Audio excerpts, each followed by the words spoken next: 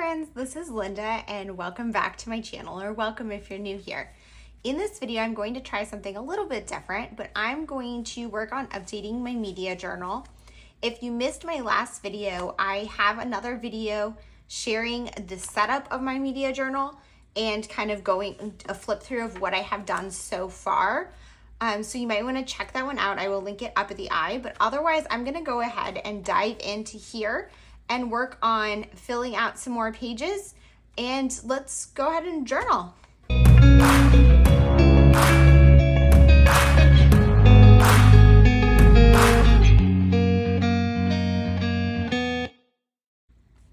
Okay, so before I kind of get started and get you guys on fast forward, I just want to show you so far I did create a flip out here, which doesn't seem to work super well in the Tomo River paper for Law & Order SVU because I wanted to kind of like track all the characters. But otherwise I have kind of started filling in a lot of things. Some spots I'm doing like more fun for quotes, more journaling, but I have a general idea of what my setup is for the top, and I have added a lot of journaling on some of them. Others I have complete blanks. So I'm going to go ahead and kind of fill in some of these gaps today and set up some more pages. One thing I do want to share is that I had recently adhered some more things down and I accidentally skipped a page. So let's see, where is that?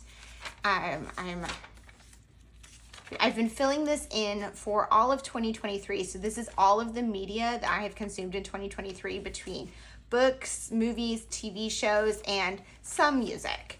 So here, I accidentally skipped a page. So I did go ahead and print this other book here. And basically what I'm doing is I'm grabbing these titles off of Google Images, and I'm printing them at 1.75 inches across. So some things are different heights just based on what the dimensions are. And then I need to print another thing for here. I have another book that I just started, but I don't have anything else to print at the moment, so I'm not going to print it quite yet, so I won't work on that. And then for this page, I did the Speak Now album, and I just put the two pictures. I should have done this one at the top. It's the front and the back, but I wanted that because it has like the track list, even though it is pretty small, so I might journal some of that. And then the 50 Shades of Grey, I watched the entire series and I just don't have that much to say about it. So rather than giving them each their own page, I'm just doing one, and I will probably write a little bit in here. I'm not sure yet. And then Don't Worry, Darling was the last movie I watched, and I really want to get that one journaled today. So what I'm going to start with is kind of setting up these last few pages in terms of the stamping at the top, and then I will work on my journaling, although I tend to kind of jump back and forth because so my hand doesn't get tired. In this journal, I use a Muji pen for most of my journaling. I might switch to the Sarasa Mark-On if I run out of Muji pens, because this is my favorite pen, but I do have quite a few of these Mujis that I have picked up at some point in time because I do really like them, but I don't love them in the Hobonichi paper. This is a Stalogy B6 size, and this works well in here. So I'm gonna go ahead and put something on the TV to watch and put you guys on fast forward, and let's go ahead and journal. Okay guys, just a spoiler alert, I don't actually get to Don't Worry Darling in this video. My hand was cramping so bad. I struggle to write for too long, but I did get a few things documented, and I will definitely do that one in the next time I sit down to work on this journal. I'm going to answer a few questions that I get on this journal during this voiceover, but if I don't get to a question that you've asked, or if you have any questions that I don't address, please leave them below and I will answer them in the comments. And if you like this type of video, let me know and I will do another one in the future, and I can answer additional questions in that video. So the first question I've gotten is, why do I do a media journal rather than a reading journal? I have seen a lot of people do reading journals online. I have documented just the books I have read in the past, But for my purposes, I really wanted to do all the media I consume. One of the main reasons I started the media journal is because I struggle to remember actors and directors and movies in general. So a lot of times people will ask me about a movie or if I like a certain actor and I don't know their name. So I was hopeful that keeping a media journal will allow me to sort of commit these things to memory as I write down and reflect on the things that I watch and read.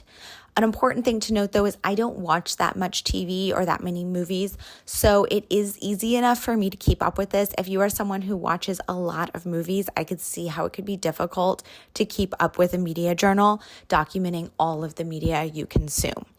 That said, I have struggled to keep up with this journal, as you can see from this video, and that's okay.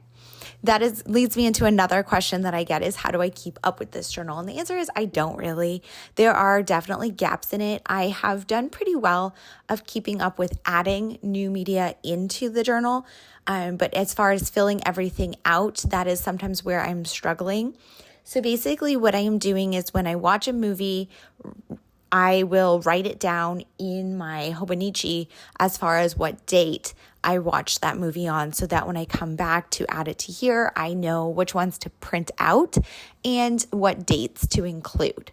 As far as TV shows, I do the same in terms of writing it in my Hobonichi Cousin, but often the streaming services that I use will save a record of what I have watched, so I'm able to access that to see specific dates or names of shows.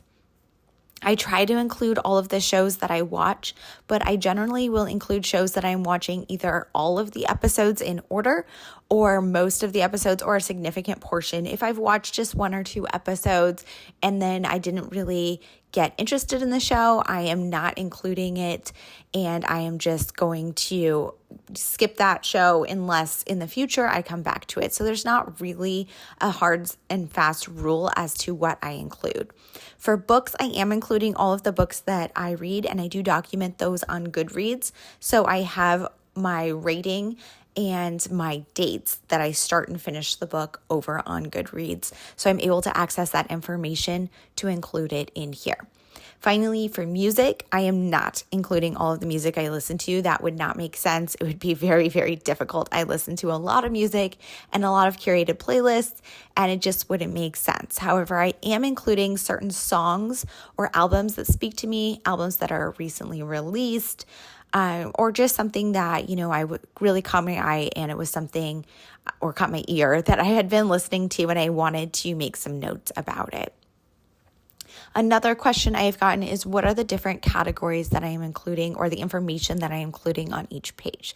So I'm including the title, and then I'm including the category as far as whether it's a movie, a book, a TV show. Then I'm including the genre.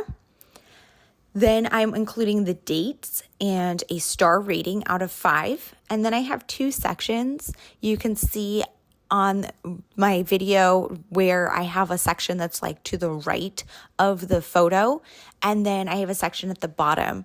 The section that's to the right of the photo I'm using for more factual information. So what you don't see on screen here is I have my iPad pulled up and I am searching these books and movies while I am journaling here to get information to include there. I'm including stuff like actors, directors' names. For books, I'm including the author's name, and maybe if there's any other books that they have written of note, I will include that information. I'm including release dates, awards, and any other like factual based things about that movie, book, song, or whatever it is. The bottom portion is for my reflections, and this is where I'm including more of my thoughts on it, whether I liked it or not. You can see, though, as I work on this, that sometimes those 2 categories get a little mixed, and sometimes that's because I don't have enough room for all of the factual information I want to include. So it spills over into the bottom. That's something you will see for A Beautiful Mind. For other ones, I won't have that much factual information to include, so I might include some of my thoughts at the top. It just really depends on the specific item. Another question I have gotten is about the photos that I'm including. So these are just images that I pull off of Google Images of the book cover or the movie poster or the TV poster or the album cover, whatever I can find. So typically I will search Google Images for the title and either put, book cover or movie poster or whatever the item is. And I will try to find one that is a large resolution so that it is printable quality. And I am printing them at 1.75 inches across, and the height will be determined based on the dimensions of the original image. So they're not all the same dimensions, which doesn't bother me because I thought that would be easier than trying to manipulate the dimensions of each object as I'm cropping or editing it. I am printing them at home on my Canon printer. I'm using Canon matte photo paper, which is super thin photo paper. And I like it because it's almost just like plain printer paper, but it's a higher quality. So you get a good quality image, but it's super thin so that it's not adding too much bulk to the album. Another question I've gotten is about the bulk. And although the paper I'm using is thin, it is still producing bulk, especially because at one point I messed up and started adhering the photos on the right-hand side of the page, page to the outside of the page or far to the right rather than on the left like they are on the left-hand side. I don't know if that made any sense when I said it, but you can see it when I flip through the book. And by doing that, they're stacked on top of each other rather than alternating, and it really made it thick. The way that I am dealing with this is I am using my pencil board from my Hobonichi cousin underneath to help with my writing. And then when I'm doing the stamping where you need a super firm flat surface, I'm just placing my ruler behind the place where I am stamping so that I can get as clean of an image as possible. Finally, I've gotten a question about the stamp sets that I'm using. Unfortunately, I was unable to find a stamp set that really worked for what I was looking for. Any stamps that I had found were about, just books or just movies and TV, and there wasn't one that really catered to all types of media, which is unfortunate, and I would really, really hope that someone would make one in the future. Please, Ellie Edwards.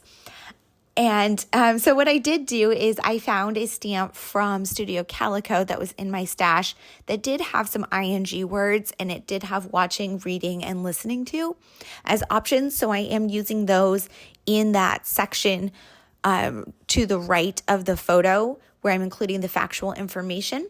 It also has a 5-star rating option or stamp, so I'm using that one, and it has a date stamp. And then I'm just using my rolling date stamp to include the dates.